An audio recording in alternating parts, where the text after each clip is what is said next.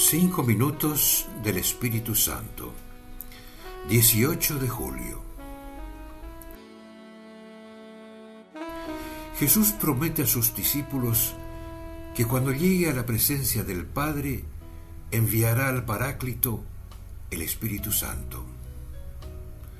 El Paráclito que yo les enviaré de parte del Padre, dará testimonio de mí. ¿Qué significado tiene este testimonio?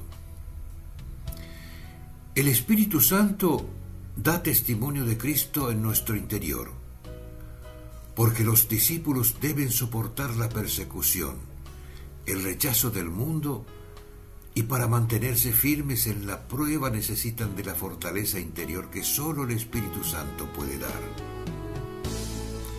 El Espíritu hace presente el amor de Jesús y el recuerdo de sus palabras en el corazón de sus discípulos cuando todo el mundo está proclamando un mensaje diferente.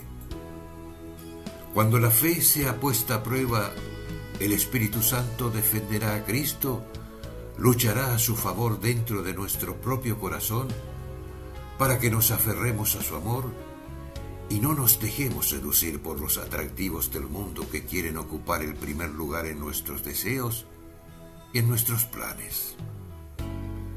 Pero más que pensar que el Espíritu Santo da argumentos en favor de Cristo, hay que pensar en la vida sobrenatural que Él comunica a los creyentes, vida que es paz y alegría, fortaleza y valentía.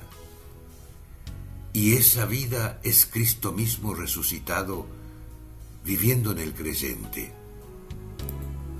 Con esa vida interior, el creyente puede atreverse a dar testimonio de Cristo en medio del mundo adverso sin avergonzarse de su fe en Jesús.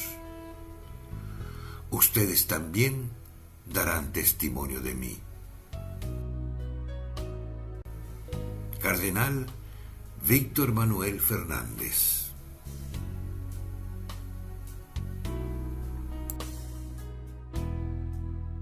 ¿Te gustó el video? Danos un like, un dedito hacia arriba, porque te gustó.